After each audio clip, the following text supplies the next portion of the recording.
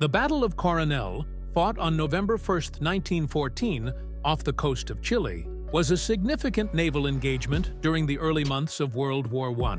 It marked a rare and decisive victory for the German East Asia Squadron, led by Vice Admiral Maximilian von Spee, against a British squadron under Rear Admiral Sir Christopher Cradock. The battle, fought in the Pacific Ocean near the port of Coronel, resulted in the destruction of 2 British armored cruisers and exposed vulnerabilities in the Royal Navy's global strategy. The encounter was shaped by strategic miscalculations, uneven forces, and the harsh realities of naval warfare, highlighting the challenges faced by Britain in protecting its vast empire during the war's opening phase.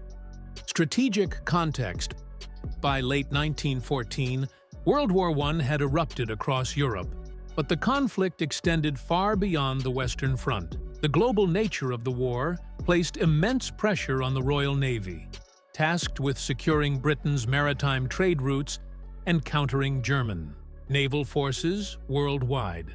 Germany's East Asia Squadron, based in Tsingtao, China, posed a particular threat. Commanded by Vice Admiral von Spee, the squadron included modern armored cruisers Scharnhorst and Gneisenau, light cruisers Emden, Nürnberg, and Leipzig, and several auxiliary vessels. With Germany's Pacific colonies isolated, von Spee aimed to disrupt Allied shipping and evade capture by heading east across the Pacific toward South America. Britain, aware of the threat, deployed squadrons to intercept von Spee. Rear Admiral Cradock, commanding the South American station, was ordered to protect British merchant shipping and locate the German squadron. His force, based at the Falkland Islands, included the armored cruisers Good Hope, flagship, and Monmouth, the light cruiser Glasgow, and the armed merchant cruiser Otranto. Cradock's squadron was outdated and understrength compared to von Spee's modern, well-trained fleet. But pressure from the Admiralty to engage the enemy left him with little choice. Intelligence failures compounded the British predicament. The Admiralty underestimated von Spee's strength and failed to coordinate reinforcements effectively. Cradock received conflicting orders to pursue von Spee while avoiding a superior force. Meanwhile, the elderly battleship Canopus, intended to bolster Cradock's squadron, was too slow to keep pace, leaving him to face the Germans with inadequate firepower. By late October, both squadrons were converging near Chile, setting the stage for a fateful encounter. Prelude to battle. On October 31, 1914, Admiral Cradock's squadron patrolled off Coronel, searching for German forces under Admiral von Spee. Acting on intercepted signals, Cradock chose to engage, despite being outgunned, driven by duty and naval tradition. His fleet, including Good Hope and Monmouth, was outdated and slower than von Spee's superior Scharnhorst and Gneisenau. Cradock left the slower Canopus behind, hoping speed would help intercept the Germans. On November 1st, the fleets met. Cradock tried to delay battle until dusk, but von Spee used better positioning to silhouette the British ships against the sunset, ensuring a tactical advantage before the battle began. The Battle of Coronel began around 7 p.m. on November 1, 1914. In rough seas with strong winds, Cradock ordered his ships to form a line of battle, with Good Hope leading, followed by Monmouth, Glasgow, and Otranto. Von Spee, commanding from Scharnhorst, kept his distance, exploiting the range of his 8.2-inch guns.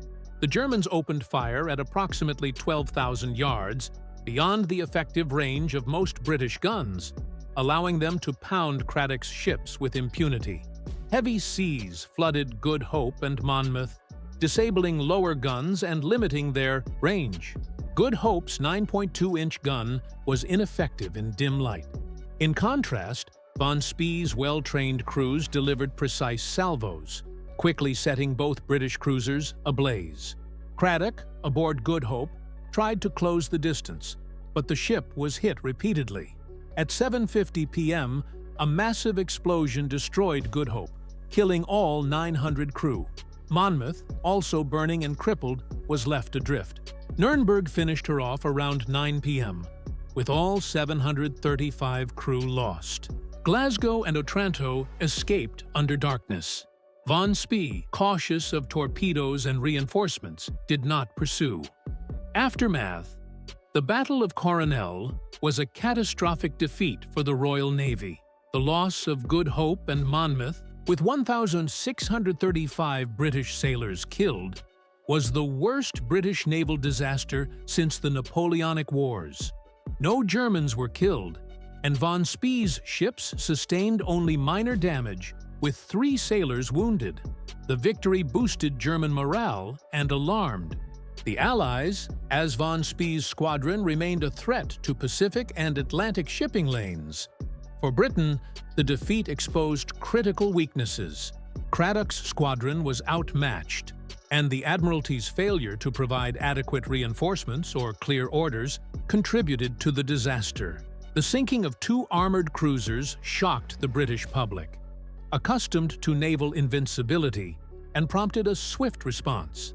The Admiralty dispatched a powerful force, including the battlecruisers Invincible and Inflexible, under Vice Admiral Doveton Sturdy, to hunt von Spee. Von Spee's triumph was short-lived. On December 8, 1914, Sturdy's squadron annihilated the East Asia Squadron at the Battle of the Falklands, sinking Scharnhorst, Gneisenau, Nuremberg, and Leipzig, with von Spee and 2,200 Germans killed. Only Dresden escaped temporarily. Falklands' defeat avenged Coronel, but underscored the high cost of Britain's earlier missteps.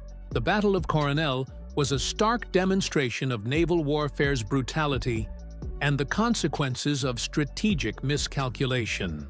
Von Spee's decisive victory over Craddock's squadron showcased German naval prowess, but proved a fleeting success. For Britain, the loss was a humiliating wake-up call, prompting a rapid response that ultimately neutralized the German threat. In the South Atlantic, the battle, though brief, underscored the high stakes of World War I's global naval campaign and the heavy price paid by those who fought in it.